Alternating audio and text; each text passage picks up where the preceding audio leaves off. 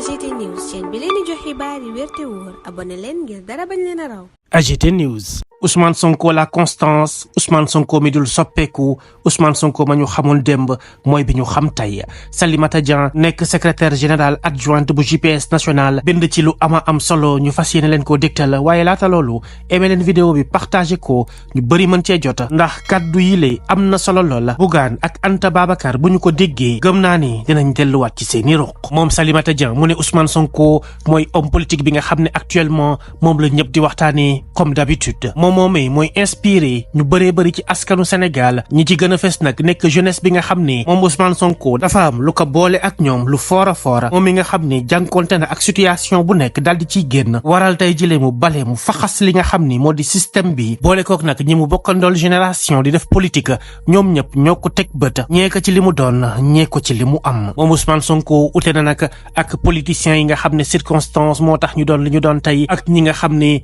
ay mannequin la leen tuddee moom Salimata Dieng ak ay opposants de salon ñooñee nga xam ne mësuñoo am fitu wàcc ci terrain bi janoo ak askan wi di saafante ak ñoom ñi nga xam ne dëkkeewuñ leen lu dul di wër média yi fu nekk ñu yëkkati fa ay kaddu te nag ci lenn dong la ñuy wax mooy ay discours Ousmane Sonko jamais ñu jublu ci seen bopp jamais ñu wax ci loo xam ne dafay ñeel seeni ay mouvement yoo xam ne kenn xamul leen kenn yëgul leen bu ñu saytoo bu baax a baax seen politique bi ñoom seeni ay mbir dara du ca daal di fës seeni ay xol yu jeex mën nañ koo comprendre noonee la ko Salimata Dieng waxee loolu nag dara waralu ko lu dul Ousmane Sonko dafa nekk li nga xam ne yéen ñëpp moom ngeen doon ñaan en tant que jeune politicien waaye nag fa mu àgg tey du ngeen fa mës a yegg dara waralu ko lu dul amu leen fit bi amu leen xam-xam bi amu leen itam ay pexe yu baax yuy mën a tax ngeen réussir li Ousmane Sonko daal di jëmmal tey jile bu leen kenn xamul kenn joxu leen cër ci classe politique bi moom Ousmane Sonko yoonam nekku ci du moom moo leen ko teg moom itam moo waral ba tey ngeen di am ay défaites yuy tegloo ci wàllum politique loolee moo waral moom Salimata Dieng mu samp ay laaj ne xanaa yéen da ngeen fàtte ni suñu borom moom mooy dogal ndax yéen a ngi bàyyi xel bu baax a baax ci effort yi nga xam ne def nañu ko ci fukki at yi ñu weesu ak sacrifice yi ci am yëpp loolu yëpp sax bu ngeen ko fàttee xanaa waru leen fàtte moom Ousmane Sonko fa mu jaar moom ci lu ñeel wàllum liggéeyam laata sax muy dugg ci politique te itam fàttaliku leen ne moom jaar na ca assemblée en tant que député bu plus fort reste loolee waral Salimata Dieng ne leen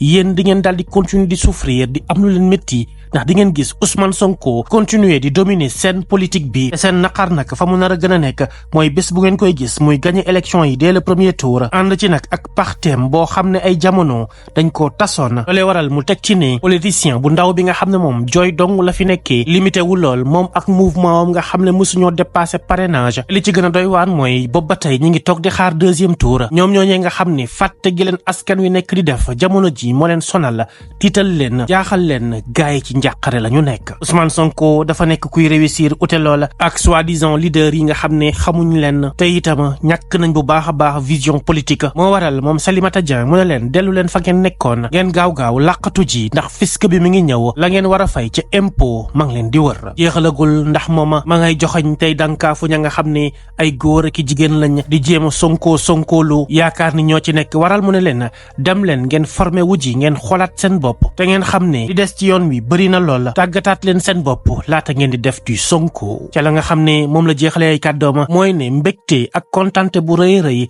moom la ñëpp am ci succès bi nga xam ne conférence politique bu Ousmane Sonko bilee daal dina koy def moom moomee nga xam ne sax moo waral saay-saay yi ci lu ñeel wàllum fisc mën a am ca lu ñu wax ñoom ñooñee nga xam ne seen avenir u sàcc da leen yitteel lool ba tax mu ne am nañ mbégte bu baax a baax dalal ko moom Ousmane Sonko déglu ko en tant que président de parti moom mi encouragé ndaw ñi beneen yoon ngir ñu dugg ci lu ñeel ay action citoyenne dugal seen loxo itam bu baax a baax ci politique publique yi di ñëw ndax ñun ndaw ñi ñooy ñi nga xam ne ñooy mën a tax Sénégal jëm ca kanam ñu am Sénégal bu jub Sénégal bu moom boppam Sénégal itam boo xam ne naataange dañ ko fiy gis Salimata Dieng secrétaire général adjointe bu JPS national moo yëkkati yile kàddu AGT News. Ousmane Sonko, la constance par Salimata Dieng. Ousmane Sonko est l'homme politique qui fait et défait l'actualité. Il inspire une grande partie de la population, notamment la jeunesse avec qui il a un lien particulier. Un homme résilient, il a balayé tout un système et est envié surtout par la classe politique de sa génération. Contrairement à ces politiciens de circonstance,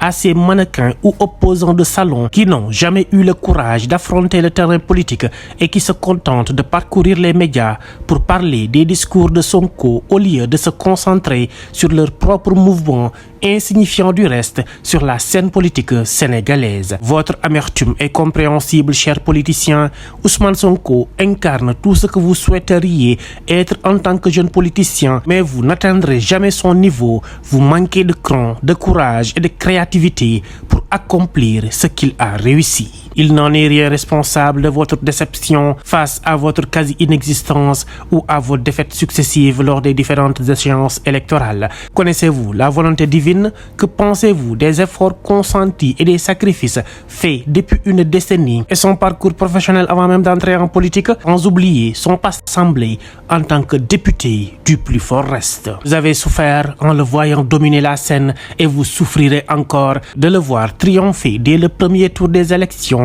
en tant que président d'un parti autrefois dissous. Quant à ce petit politicien pleurnichard, limité président d'un mouvement qui n'a jamais dépassé le stade des parrainages et toujours en attente de deuxième tour, il est en crise d'oubli. Ousmane est un leader qui réussit, contrairement à ses soi-disant leaders frappés par leur inculture et leur manque criant de vision politique. Retournez dans l'ombre, le fisc est à votre recherche. De plus, n'accordons aucune importance à ces hommes et femmes qui se cherchent et se croient être à la relève. Allez vous former. Vous avez encore du chemin à parcourir avant de pouvoir prétendre faire du Sonko. Enfin, nous nous réjouissons du succès de cette conférence politique qui a même offert de la matière à des délinquants fiscaux préoccupés par leur avenir de voleurs. Nous sommes très heureux d'avoir accueilli et écouté notre président de parti qui nous encourage encore une fois à des actions citoyennes et à une participation active aux politiques publiques à venir en tant que jeune fer de lance d'un Sénégal juste,